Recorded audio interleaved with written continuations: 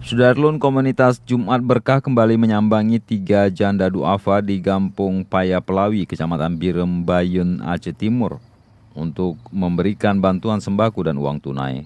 Ketiga inong bale yang mendapat rezeki pada Jumat Berkah dari hamba Allah ini adalah Hindun 67 tahun, Antiah 75 tahun, dan Kamariah 68 tahun. Bantuan itu dihantarkan oleh Ketua Komunitas Jumat Berkah Abu Haidir didampingi langsung Gesi Gampung Paya Pelawi Zulkifli atau akrab disapa Dede. Abu Haidir mengatakan bantuan sembako dan uang saku diberikan adalah bentuk keikhlasan berbagi rezeki untuk membantu kebutuhan sehari-hari para inong balai tersebut. Gerakan Komunitas Jumat Berkah yang telah berjalan beberapa tahun terakhir ini tidak ada hubungan atau sangkut paut dengan politik, karena yang dilakukan selama ini merupakan murni sedekah. Dari Langsa, Zubir, Serambion TV.